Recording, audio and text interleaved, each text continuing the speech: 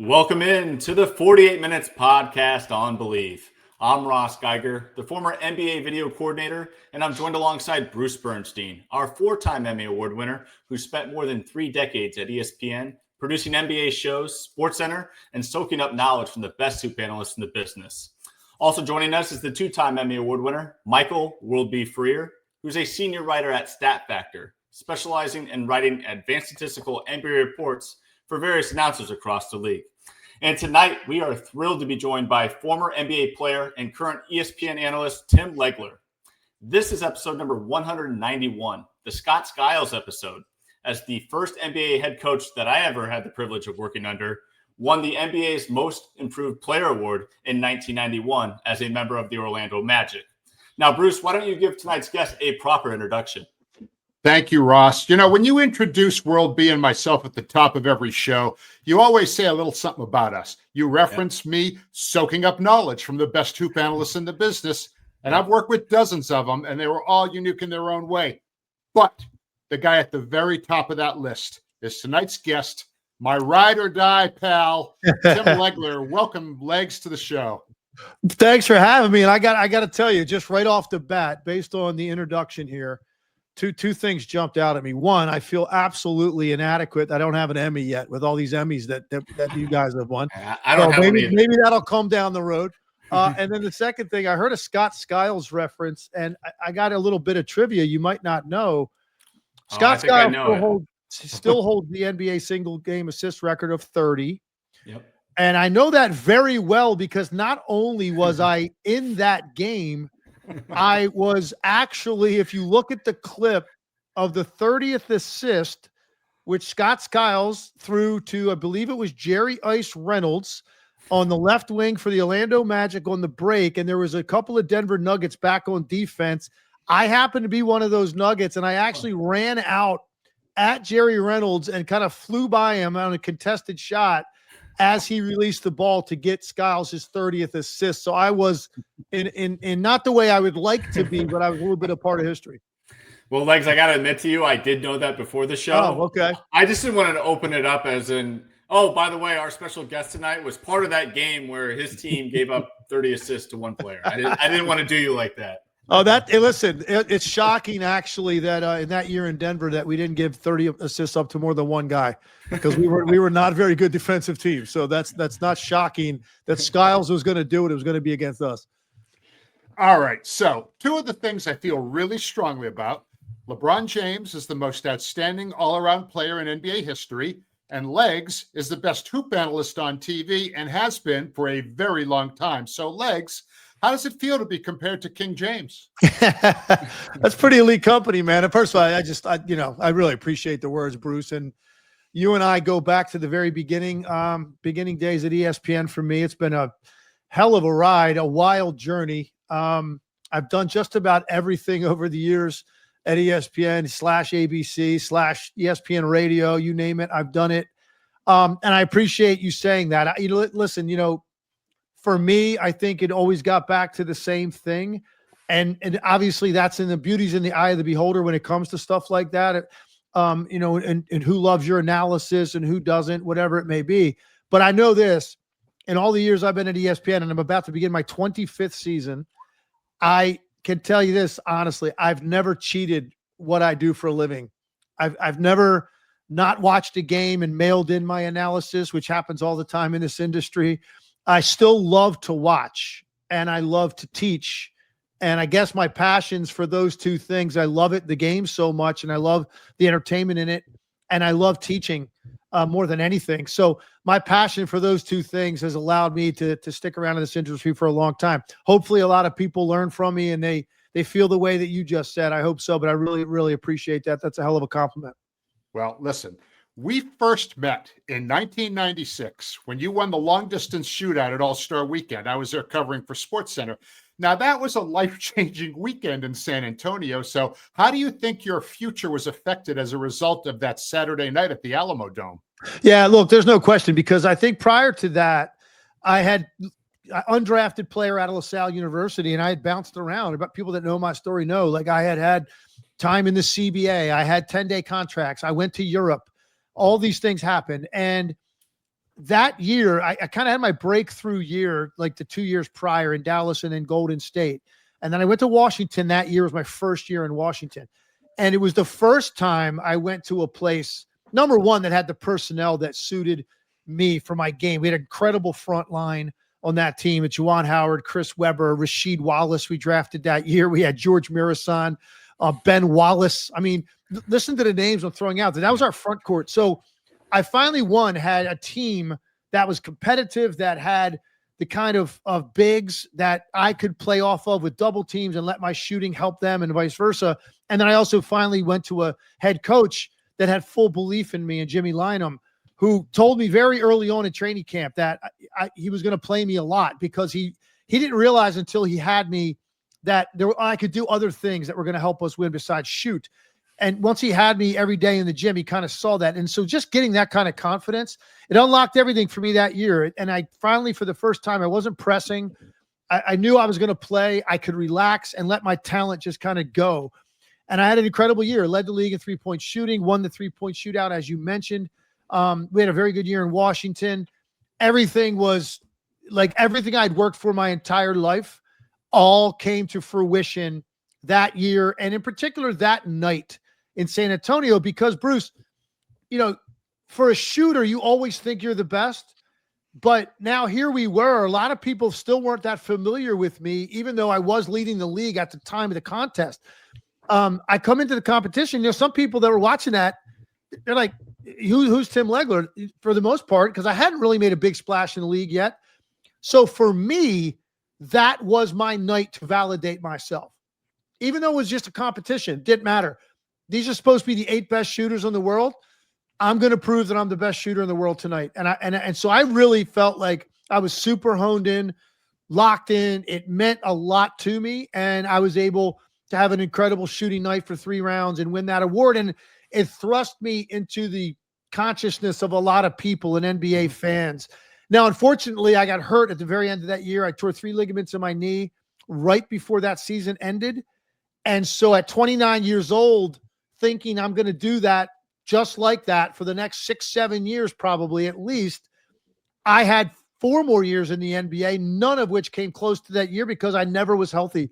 My knee was just not right from that point forward. So there was this cruelty at the end of that. But to your point, there's no doubt that was a defining moment for me, being on that stage. And it in a lot of ways kind of set up my broadcasting career a few years later. And here I am still doing it.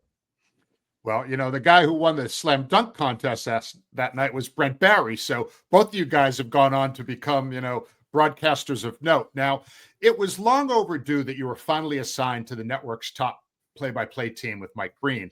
Now, I have had, as you mentioned, a first-person look at your TV career, and it's a testament to your work ethic, your basketball IQ, your skill as a player, your patience, and as you mentioned, your teaching ability. So now that you're in this position, do you feel the same about everything, or do you feel like you're going to do anything differently, or are you going to do what got you there?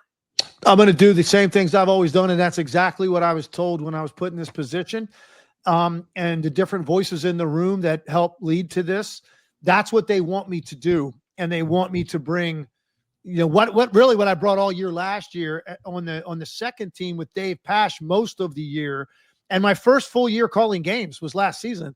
And they want me to do that because that's what kind of opened their eyes to what I bring to the broadcast. And I think if I sum it up, it's kind of like what I'm trying to do is teach the way I do in studio in real time, which is the greatest challenge there is in sports. If you're in this industry and you're an analyst, like calling games is by far the hardest thing you're going to have to do because you're doing it as it's happening. And can you do it insightfully? Can you do it concisely? Can you do it in a context of a 3-man booth, which I didn't get much of that at all last year. I called 1 3-man booth a year ago, and now it's going to be 3-man booth most nights for me, almost all of the time with Richard and Mike Green. I'm very excited about that. We did 2 preseason games. I think we feel very comfortable that this is going to be something that people are really going to like, but it's different certainly than just doing it by yourself as a lone analyst. So that's an adjustment I have to make. But in terms of what I'm trying to accomplish, it's to find things in certain possessions or the context of the game or a quarter of a game or the end of the game, something that I think is really, really important and really interesting that the average fan might not have realized or might not have seen. And that's really, I think, what my kind of talent is for it, is being able to see all 10 players at the same time while everything's going on. So anybody can see the highlight that's a fan at the end of the game, or if you didn't see the game, you turn it on and watch the highlight and you'll see the game-winning shot, whatever it may be. Well, how about some of the things that maybe were set up and led to that shot on that possession that people might not have realized were critical? And I think people crave that kind of information, and it makes them smarter the next time they watch a game. And that's really my goal. That's what I've always done as a studio analyst. It's just you have more time to do it in the studio. You can, prepare for a game, or you have time taking notes during the game to tell the producer what you want to talk about after the game. And all that stuff's great. And I'm still going to do some of that for ESPN. But the challenge of doing what I'm talking about while it's happening or just seconds after it happened, that to me is really the essence of like the greatest challenge there is in this industry. And that's what I'm going to try to bring to it every single night. And obviously working with somebody I admire and respect a lot in Richard Jefferson, who I've known for a while and have good chemistry with. And then, of course, the legend Mike Breen, one of the greatest play-by-play guys this we've ever seen in any sport. And he and I go back a long time too. So there's going to be a comfortability there immediately. And I think the three of us together bringing each other's strengths out, hopefully is going to create a great broadcast starting opening night. Now, Legs, you continue to sharpen your strengths as breaking down plays during training camp this year, and those started to go viral on social media as you had the recent opportunity to sit down with head coaches around the league, pick their brain on some of their favorite X's and O plays. I want to know just how much fun was that for you, given that's like your strength, your interest, getting to talk to those coaches one-on-one, sit down right in front of a video screen to break those plays down. And which head coach really was your favorite one to do the interview with? Well, that was some of the most fun I've had since I've been at ESPN, honestly. And they asked me about that back in the summer, heading into the fall, would I be interested? Because they had me do actually some film breakdown during the conference finals and finals for the NBA TV production crew. And it went over pretty well. And they're like, hey man, maybe you come to the coaches meetings and talk to these guys and do some film breakdown. So I was excited. I did a lot of prep for it, but sitting down for 15, 20 minutes with each head coach was incredible. Some of those guys I know pretty well. Some I didn't know very well at all. And some of the brand new coaches I really had no familiarity with. So number one, it gave me a great opportunity because I'm going to see these guys throughout the season of who I am, what I'm about, then to have a conversation because we had like 5-6 minutes, of just casual convo before the camera started rolling and just general stuff, getting to know each other a little bit better. Then we got into their team last year, this year, what they expect, new guys coming in, whatever. And then we got into the film. We edited them down to the film clips that they're putting on social media, about 2.5 minutes long. That's mostly just the film work. Mm-hmm. But these full interviews, they're all now being run on NBA TV, and they're grouping 3-4 guys together at a time, and they're putting them in there in these coaches' corner segments so you can see the long format. So fun, so incredibly informative. These are some of the brightest minds on earth when it comes to teaching the game and the creativity. It was fun, like the terminology that these guys use for the same exact set, and they've got totally different terminology for everything happening on the set. That was fascinating to me. That's going to help me tremendously in my broadcast. It'd be very difficult to pick out a favorite, but I will tell you this, Steve Kerr and I go back a long ways, man. And we always have a great laugh every time we see each other because Steve and I came out the same year. And the first time I saw him was competing in, the pre-draft camp in Chicago, Portsmouth Invitational. We're both trying to get to the league. His path was different than mine, but we were two guys coming out that were great shooters and, trying to grab our piece of the pie in the NBA and make a name for ourselves. And we've both been able to do that in sort of different ways. But that's always great to see Steve, and we reminisce about those days and going head to head 2 years in a row in the 3-point shootout. I beat him in 96, and then he got me back in the finals in 97. So we always talk about that as well. So that's always a good time just because I've known him probably longer than any of those guys. Awesome stuff. Hey, Tim, looking at the season that's upcoming here, one of the guys that intrigues me, as does everybody, is Nikola Jokic there. He's put up Hall of Fame numbers throughout his career, and the obvious result has been a lot of MVPs and an NBA title. But he doesn't seem to display any outward emotion like so many other players do.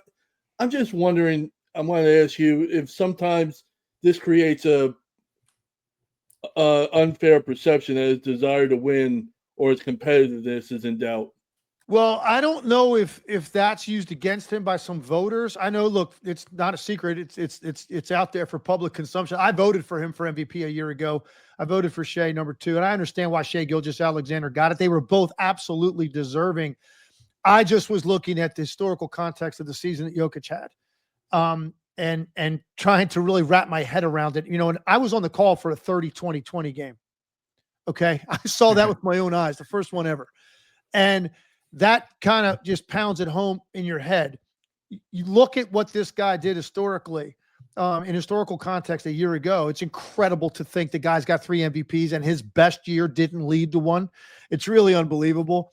I get why Shea would get it. And look, I think when you lap the field the way OKC did, it's going to be difficult to run a guy down that's, leading the league in scoring, that's, putting up those kind of numbers. It's going to be tough when they win that many more games than anybody else in the West. But to your point, do people use that against Jokic? I don't really think so. I think if you want to be honest, is some people, are they numb to his greatness?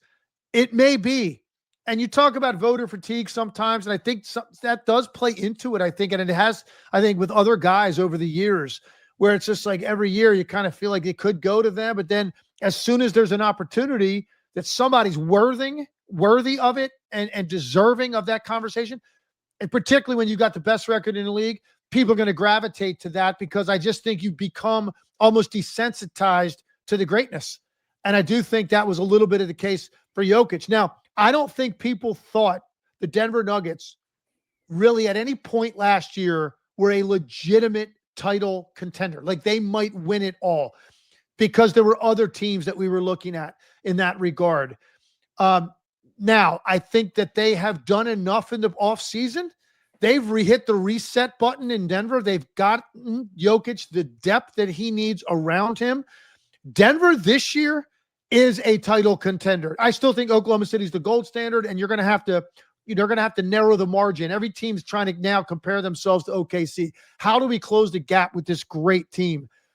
And that's really the challenge for all of these teams. But Denver has, I think, taken great strides in that regard. And as a result, now that Denver is viewed that way, if Jokic has a similar type year to what he had a year ago, I think there's a great chance he does win another MVP.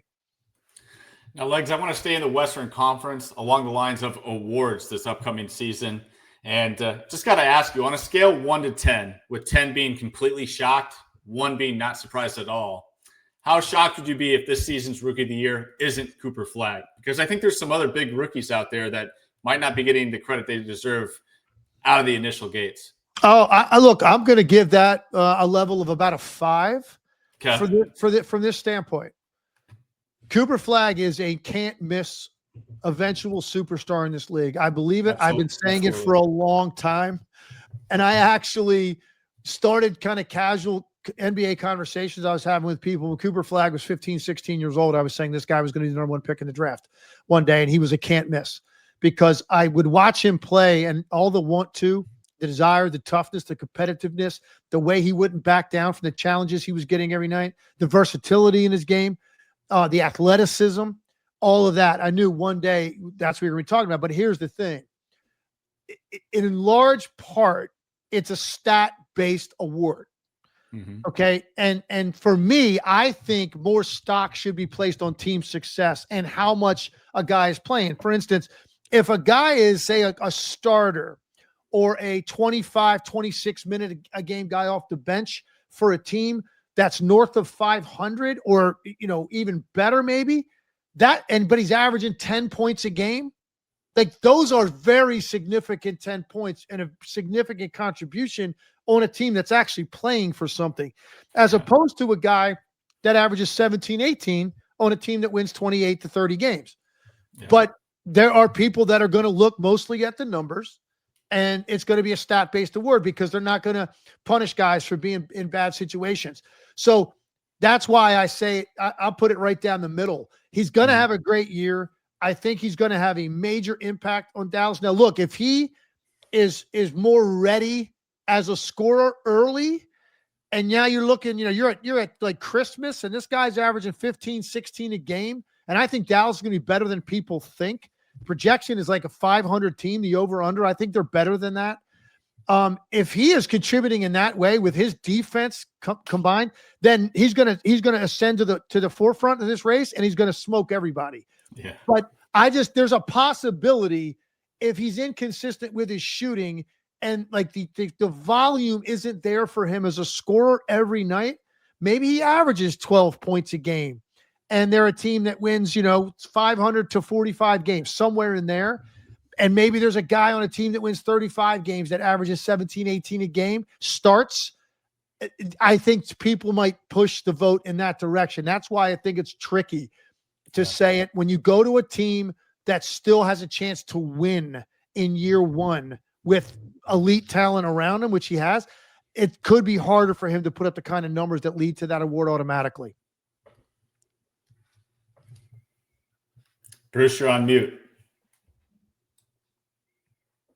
Sorry about that. I can't get too far into this show without asking a Boston Celtics question. So after Jayson Tatum's Achilles injury, Boston retooled, said goodbye to Porzingis, to Drew Holiday, to Al Horford, to Luke Cornett.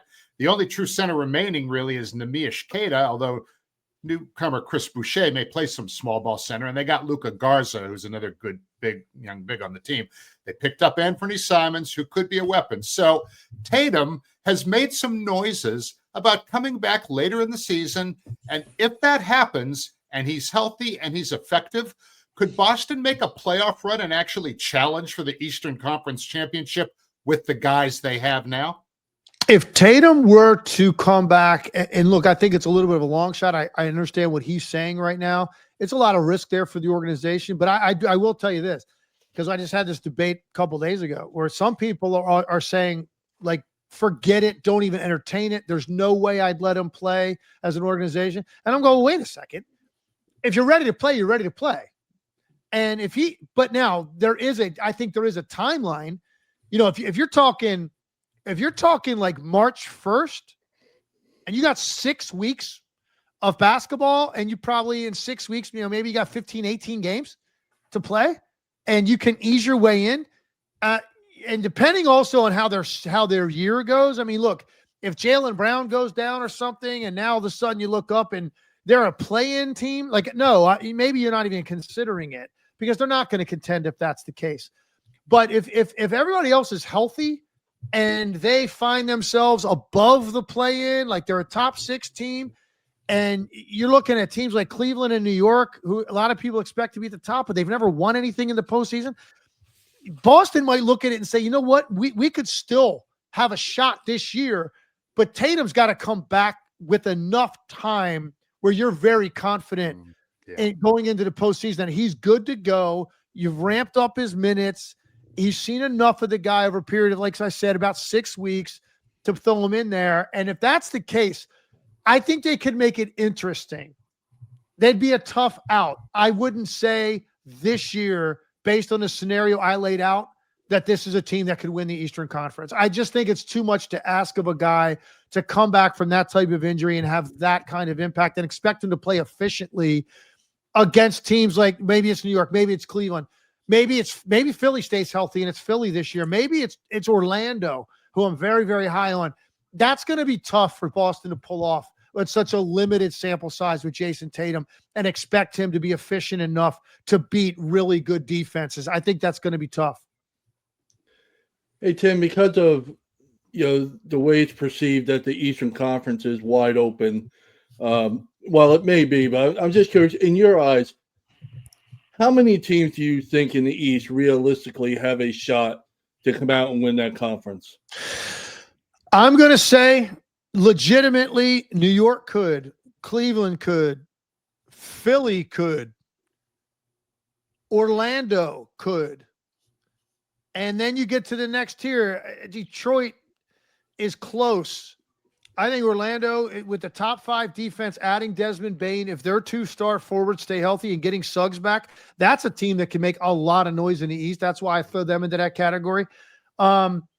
It's not going to happen for Indiana this year. I don't think it's going to happen for Milwaukee this year. I don't think it's going to happen for Boston this year. So those are like the usual suspect type teams. Atlanta, a lot of people are hyping. I don't think Atlanta's legitimately could run through the Eastern Conference. So I'm sticking probably with New York, Cleveland, Philly. And that's far-fetched. I understand you got to suspend reality to think those guys are all going to be healthy. But if they are, you can't deny the level talent on that team. And in this year, when the path is cleared because Indiana and Boston are dealing with injuries, like the path is there for Philly if Embiid can stay on the court, Paul George can stay on the court. It probably won't happen. So maybe, they're knocked out halfway through the season. We know that okay, because they could either win 28 games or they could win 58 games. Like that's the range for Philly. And then I would put Orlando. That'd be the other team I would put in that mix because I just think without a clear-cut favorite, the playoff failures of the Knicks and the Cavs still looming over both of those teams. They've got to break through that. Mentally, that's legitimately a thing when they get to the postseason. The path is open for a lot of teams, and that's why I would include more teams this year than I think I ever have that could win a conference, either conference. In all the years I've been on ESPN, I usually have it down to 2 or 3 teams. And I'm like, if one of these 2 or 3 doesn't get there, I'll be shocked. I'm going to extend the list in the East to at least 4, and maybe you could even make an argument for a couple more. Now, Legs, I was going to ask you about the 76ers, but you answered a lot of it right there for us. So I'm going to actually do an audible here. You mentioned the Milwaukee Bucks probably aren't in that tier 1 of a chance to win the Eastern Conference. That's my team. So I'm curious, what are your thoughts on this group as currently constructed? Because I think they do have like contributors by committee. I mean, you look at every position on this roster. They've got Kevin Porter Jr., Ryan Rollins, AJ Green, Gary Trent Jr. as their guards. Forwards, you got Prince, you've got Portis, you got Kuzma, you've now got Amir Coffey. I mean, on any given night, if you get maybe just 2 of those 4 at each position and Miles Turner and Giannis do their thing, do you think they stand a chance? I mean, just given kind of the depth that Doc has to work with this year? I think based on what I said in the other answer, Milwaukee's in the mix as a team that, could they end up in the top 4, 5 in the East? They could in the regular season.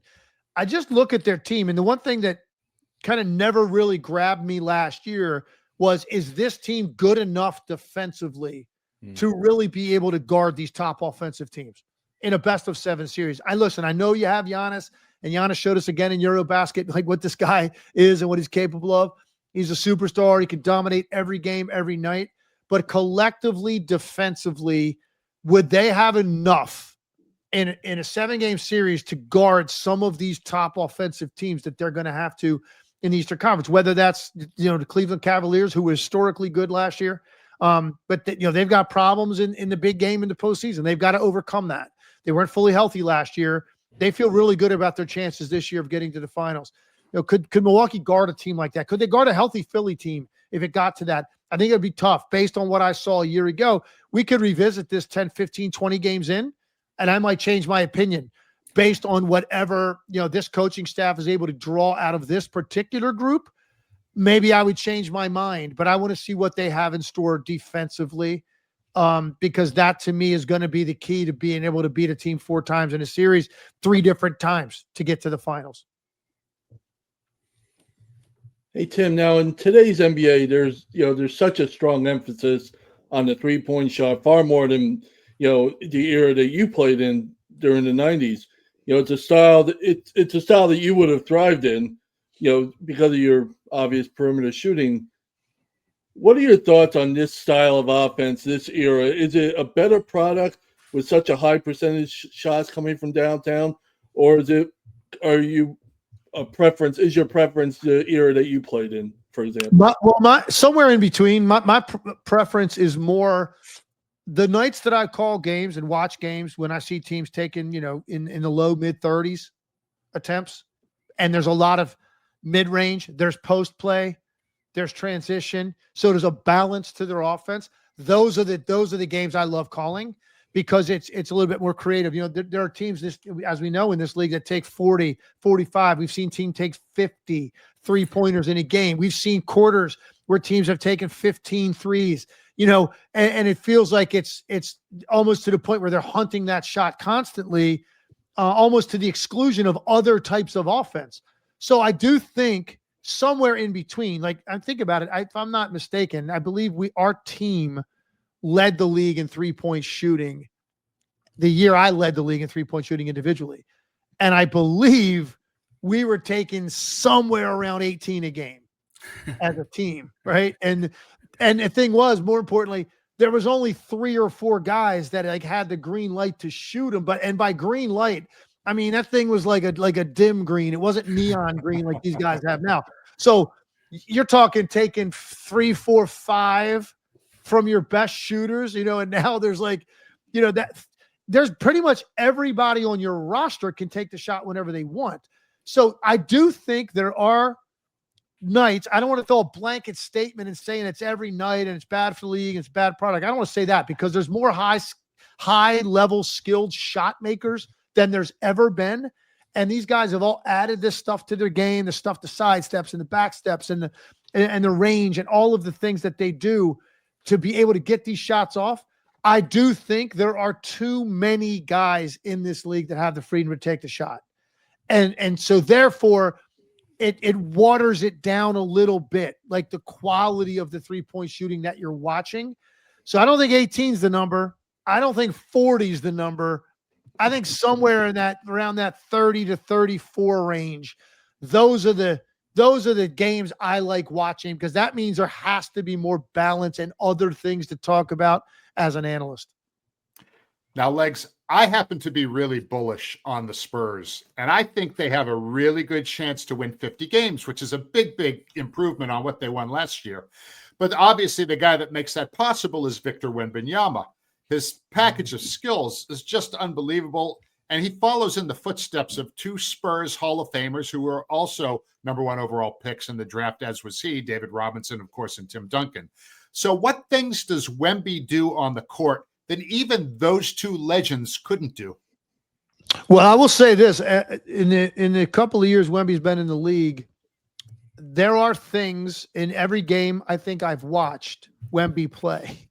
At some point in that game, he is going to do something that he is the only guy in the NBA could do it. And it's really because of this incredible length that he brings along with that type of agility. Never seen it in any player in NBA history. This long with this level of mobility and agility and like, you know, the handle, the shooting, and a guy with this kind of length. So he is really a one of one in the league. And there's no question, Bruce, that he does things. The ground he covers defensively and the plays I've seen him make when he is at or beyond the 3-point line on one side of the court when there's action run, and then there's a quick reversal and a penetration from the opposite side of the floor to watch this guy take 1 or 2 strides and get to the opposite side of the rim and cover 25, 30, 35 feet and make a play at the rim that quickly. That's the kind of thing when you talk about what makes him unique. The one thing I want to see Wemby do this year, like here's to me is the breakthrough, besides stay healthy and give us all that, because the fans would love to see it, be out there for an entire season and be competitive the way you're talking about. Have the Spurs playing for something in the second half of the year would be really amazing to watch him do it. Now it's got to get to the point where he understands he can't just rely on that length to get off jump shots whenever he wants to, because he's gotten functionally stronger. So now the breakthrough is, can he take the extra dribble and maintain his balance with a smaller guy, like riding his hip to the rim and extend and get something strong going toward the basket rather than something off balance or a floater or a pull-up jumper, where to me that's a win for the defense, even though he might make it. Because I think there's more to his game physically now that he's got to be able to take advantage of by getting a little bit stronger, more determined, and understanding the pressure he'll put on defenders if he's willing to do that. So that's the leap I want to see him take. But he does something every night that really is just, you have to rewind it and watch it again, because you can't really believe you just saw a guy do that. And most of it has to do with the ground he covers. Now, talking about a rising star, Legs, let's talk about some fading stars. And I'm real curious on this one. With as much attention as the Clippers have received here recently off the court, are we sleeping on the Clippers' potential on the court this year? I mean, they might be old, but they have a ton of talent and seasoned depth on this team. There's no question about it. I saw them in the preseason. An incredible game, really. They played the Denver Nuggets. Both teams played all their guys in the first half. I think the only guy, like significant piece for either team that didn't play was Bradley Beal. But I kind of know what Bradley Beal is and what he's going to do. And he'll fill a lot of the same role that Norman Powell did last year. But these teams got after it. And absolutely, I think the Clippers have the potential to be a top 3 team in the Western Conference. Yeah. And I know they're older, and the guys they brought in are older, but I will say this, there was a guy on the Denver Nuggets that night as well that I say the same thing about, because they were both bigs. Brook Lopez and Jonas Valanciunas. Mm-hmm. Lopez going to the Clippers, Valanciunas going to the Nuggets, are going to be 2 of the most impactful role player pickups in the league this year. It was obvious to me, like just watching what Lopez is going to bring to the Clippers with his shooting ability, spacing, and then his rim protection and defense, which he's been one of the best in the league. Valanciunas' ability to run the dribble handoff game, his smarts as a passer, his low post play. You could do a lot of the same things offensively when Jokic is on the bench. They never had this luxury since Jokic has been there. He's going to be able to get extended periods of rest without worried about not being able to run your offense the same way, because Valanciunas could do a lot of those things. So both of those guys, Chris Paul, I don't know how much of an impact he's going to have, and can he stay healthy at 40 years old? So, yeah, you're right. They got older. Yeah. Bradley Beal, though, I mean, he's a guy that's going to be able to fill it up. He's in a good role for him. He's not the primary guy. He's going to be, at best, your third option offensively. That's a nice pickup for them. But the key is to it all is this. When was the last time Kawhi Leonard went into a season healthy? When's the last time he finished the season upright? He just did. They had a 7-game series against the Nuggets, and the guy played very well in that series. He finished the year healthy. He is starting the year healthy. He looked great in the preseason game I called. He had 17 points in the first half, looked just like Kawhi, efficient, overwhelming people with his power and his balance. I think the Clippers have a legit shot. Now, a lot's got to go right with guys, that many guys north of 30. I mean, you could look like a mash unit some days, and that could limit them. And if Kawhi goes down, all this changes. But right now, going in with what I've seen, I think they think they are a sleeper team for sure. Hey Tim, I have a feeling that I know the answer because you mentioned them already. But is there one team that you feel is a quote under the radar team that nobody's really talking about, but has a realistic shot at making it to maybe the finals or winning it all? I think the team, and I don't know if they can make the leap in 1 year from being like a first-round playoff team 2 years in a row to like the finals. But Orlando is, to me, one of the most interesting teams in the league. I was able to call a couple of their games last year, including a playoff game against Boston. And I was blown away by the level of intensity defensively. That team connects to Jamal Mosley. I think he's one of the more underrated coaches in this league. They flat out fight you to the death. And this was without like Suggs for half a year. They missed Banchero for a couple of months. Franz Wagner went out for a couple months, oddly with the same injury, an oblique injury. It's really weird. Both of their best players had the same injury at different times. But the one thing they didn't have was 3-point shooting. It was almost, by today's standards, almost embarrassingly bad and anemic. Their inability to hurt you from the 3-point line. Like, there's just too many nights. You're going to have to make like 12 to 14 threes to stay in a game because of the firepower of the other team. Their defense is elite, but it's tough to win in this league like 98, 92. Consistently. Your good teams are getting to 110. So how can you do that on those nights and pair it with your great defense? They went out and got Desmond Bane and they got Suggs back. And for me, the Orlando Magic, right from Jump Street, are going to be a team that are going to be heavily on my radar. And the Pistons will be right there with them. Detroit's another team. Both of those teams, they're making a step again this year. The question is, how big of a step? How big of a leap can they actually make? Can they be second-round playoff teams? Can they win a series against somebody, get to the second round, and then throw fear into one of those top teams in the second round? We'll see, but I think they both have the potential to do exactly what I just laid out. So LeBron James, he's beginning his 23rd NBA season. His numbers have remained remarkably consistent, and really the only drop-off we've seen a little bit is maybe on the defensive end. Do you expect that he will have to make adjustments now this season to try and extend his career? For instance, should he be thinking about avoiding playing back-to-back games?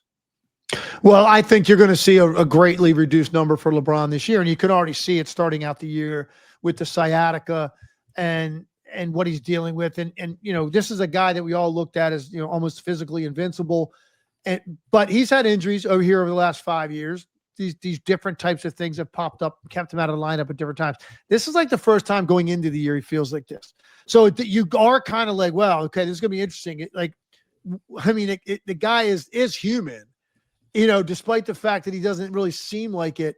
So is this the year LeBron takes more of an approach like Kawhi did last year, where you didn't see Kawhi till January 4th? Now, I'm not saying LeBron will be out till January 4th, but Kawhi only played like 35 games or something and looked as good as he did in the playoffs. Would LeBron play this year like 50? I think that's very, very likely, to try to preserve as much as you can and try to squeeze out of him what you can when the season matters most. And listen, this is why you got Luka.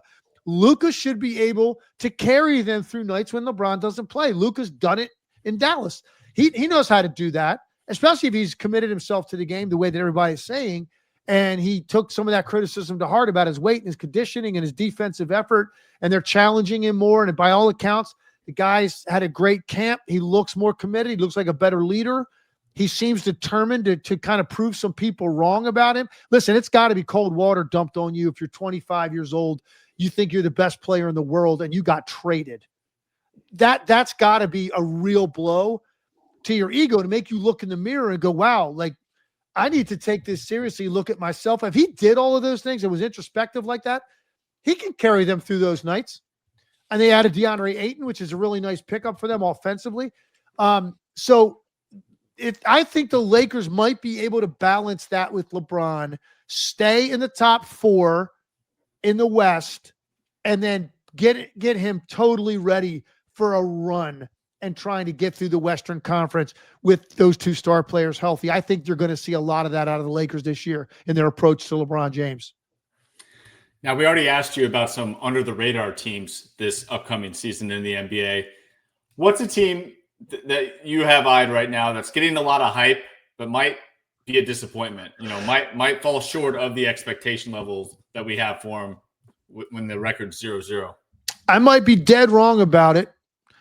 But I think there's 2 teams, and I'm not saying, look, and people always want to jump on this as if you're saying that they're not a good team or whatever. I'm just saying the overall totality of the hype and the progression that people think these 2 teams can make, one in the East, one in the West.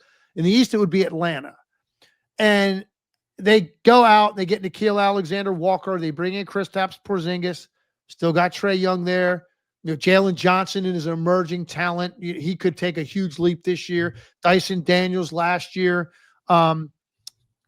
So you look at some of that young talent and you think, yeah, okay, people buying into it. I don't know, man. I don't know if consistently, offensively, they're going to be good enough to be at the level that people are expecting them to be. Could be dead wrong. I'll be the first one to admit it. If we're 20 games in, they're off to a great start, humming along offensively. Jalen Johnson has taken that step I'm talking about. Porzingis has stayed healthy. I may recalibrate my thoughts. Sure. I'm not saying they're going to be, like a 10 seed. They might be a play-in. Maybe they're a 6 seed, 5 seed, but some people think they have a shot at the top 4 in the Eastern Conference. I do not. Mm-hmm. And then the other one in the West will be San Antonio. I think they're going to be much improved. to take the leap that some people think, and I think Bruce might be in this category, to go from, and I don't even have it in front of me, how many games they win last year. And I know Wemby was hurt, so that does play into it. But I'm just saying in general, to go from 34 wins to 50 in 1 year, that's a lot in this league when you look at the rungs in the ladder they've got to climb over. They're not playing in a vacuum, because I can make an argument that OKC will be better just because they're a year older. All those guys got their money. They're still hungry. They could be better than they were a year ago. Houston clearly is going to be better. They added Kevin Durant and some other pieces. You can make an argument the Lakers are going to be better if Luka is what I said he was earlier. Denver definitely got better. I think the Clippers are better than they were a year ago. Golden State is better than they were a year ago. I think Portland's better than they were a year ago. So there's just so many other teams that have gotten better. To take a 16, 18 game leap in 1 year, even with Victor Wembanyama and a bunch of young guards, that to me is maybe a little bit more than they're going to be able to do this year. Could they be 500? Yeah, possibly. Could they get up to 44 and 38? I don't think that's out of the question. Some people think they can win 50. I think that's going to be tough. Hey Tim, you mentioned the Hawks and how they might be. You don't think they may should be as high as other people do. I'm just curious.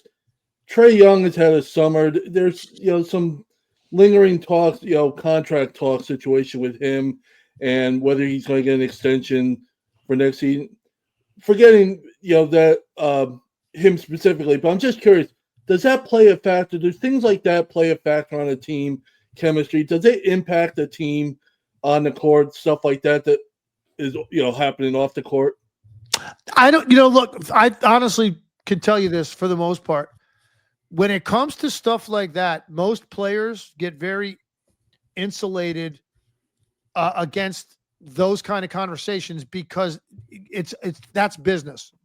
That's money, man. That's your money. It's not my issue. That's not my problem. Now, look, sometimes it can affect the team if this drags into the season. It becomes something we're talking about every day. Reporters have a mic in your face. The team's not playing well. That particular player is struggling, and now you're answering questions all the time. Yeah, then it can. But like right now, heading into the season, no, that's not something that players are going to let affect them. I think one of the reasons for me really with Atlanta is just this.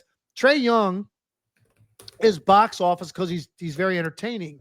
He is their franchise player. I think that an organization like Atlanta needs a Trae Young because it's hard to get a guy that puts people in the seats to go to it to play in Atlanta. They don't have a long track record of bringing in big time free agents as the best player on the team. So Trae Young is already there. Teams then view those guys differently in certain markets.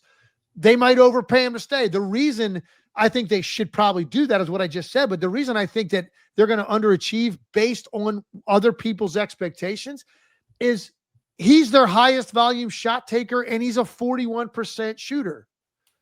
It's just hard to win when your top guy shoots 41% from the field and he's taken most nights north of 20 shots.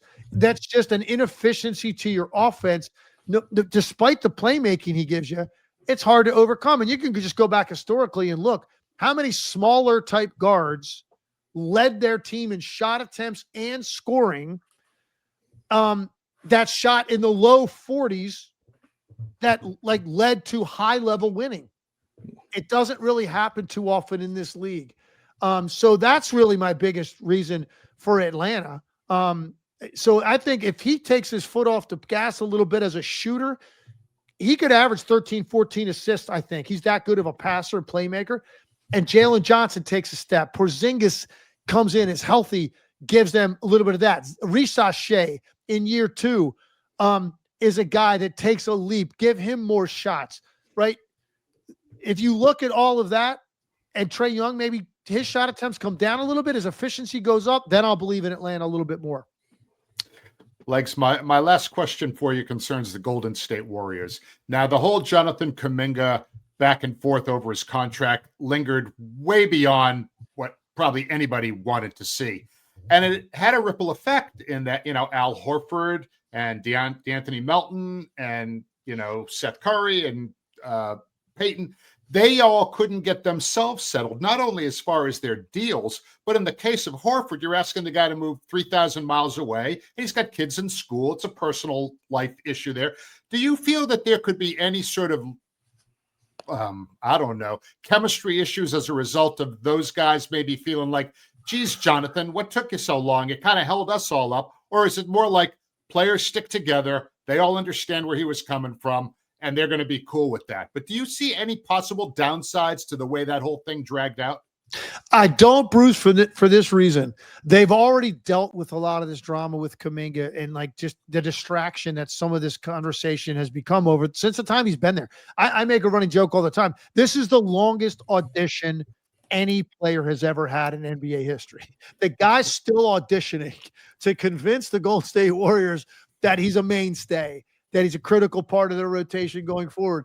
It's incredible because, and I'm not saying they're right or wrong in that thinking, but I'm just saying that's the truth. He has not solidified it, and he hasn't completely played to a level where they know they have to move on from him. He's in this weird purgatorial state with them. And give the guy credit because last year in the playoffs, they go up 1-0 against Minnesota. Curry goes down. And Jonathan Kuminga at that point was out of the rotation. And they call on him for the remaining 4 games in that series. Now, they didn't win any of those games because, Minnesota was better and they didn't have Curry. The guy had 2 30-point games. Like, I made a joke. He stood up when they said his name and dust flew up in the air because he'd been sitting there so long. And all he does is because he's the one guy on their team that has that level of raw athleticism. Against a great Minnesota defense, he was still able to come out there even rusty and go give him 30 points because he's that gifted physically. They need the athleticism. But my point is, Bruce, they've already been dealing with Jonathan's in the rotation, out of the rotation, all the questions about Kuminga. Is he going to move on? Are they going to trade him? That seems like a daily conversation. So it's almost like everything surrounding him has already been in that locker room for a couple of years. So this is just one more thing. And I really believe he's got basically until probably mid-January to prove to the Golden State Warriors that whatever it is they wanted him to do that he didn't do, and it's attention level, it's concentration defensively, it's rebound the ball better, it's make winning plays defensively by taking charges, it's all that stuff. I know that's what bothers them about him. They don't deny the physical talent. If he takes that step this year, then hey, Jonathan Kuminga could be there for a while. If he doesn't, and we're back with he's in and out of the lineup, some nights he plays 30 minutes, some nights he plays 12, I think there's a good chance they move on from Jonathan Kuminga before the trading deadline. So that's where we're at with him, and the team has already dealt with this for 2 years. I don't think it's going to be a distraction, and I actually think Golden State has a legitimate shot to be top 4 in the Western Conference this year. They have recalibrated to give themselves another run in the Steph Curry era. The Al Horford acquisition was enormous. A full year with Jimmy Butler. Steph looks incredible right now going into the season. And some of their younger guys, I think, continue to get better. Podziemski, Moody, Draymond is still there. I think that the Golden State Warriors are going to surprise some people in the West. Hey, Tim, as a player, you mentioned before, you played for a number of different teams. You suited up and you were teammates with some of, the most outstanding players in NBA history, really, when you think about it. Does one stand out to you as the greatest player you've ever played with? Man, I think maybe the most physically gifted player may have been Chris Webber in his prime in Washington, coming from Golden State, and that Chris Webber. Unfortunately, he was hurt a lot and he had shoulder issues. He missed an entire season, got his shoulder redone. When Chris Webber was on the floor, rarely saw a guy that size with hands like that. The passing, the IQ, the skill, the power, the combination of power and finesse, incredibly gifted. But I mean, you're talking about, I played in Phoenix with Kevin Johnson and Tom Chambers, other guys like Hornacek and Marley. I played in Utah with John Stockton and Karl Malone. I played in Golden State with Chris Mullin. I played in Dallas with a guy like Jamal Mashburn. I just missed Jason Kidd by a year there. Jimmy Jackson in Dallas, and then the guys I mentioned in Washington. But I think you're talking about some of the all-time greats, as you mentioned. Guys from the Dream Team. I just mentioned a couple names. All right, the greatest basketball team ever assembled. But when I'm just talking about just watching and physical tools and gifts, I think Chris Webber was about as talented as anybody I played with. Unfortunately, in Washington, he was hurt a lot. He found his ability to stay on the court in Sacramento, and you saw what he did for that franchise and what they became while he was there. Now, Legs, we certainly appreciate your time. It's been a treat, per usual, to have you join us, and we appreciate your support of our show here on the 48 Minutes podcast. We wish you the best of luck this season. I know that we're all looking forward to hearing you on the call, and it sounds like we're going to have a busy first week of hearing you do some of the bigger games around the league. So best of luck, safe travels, and thanks again for joining us here tonight. I really appreciate you having me on. It's a great conversation, and I'm sure we will catch up soon down the road. I'd love to be on again. Awesome stuff. And with that will do it for this edition of the 48 Minutes podcast on Believe. Thanks for tuning in, and we'll be back with you later this week to be sure you're up to date in 48 on all things around the association. Take care, everyone.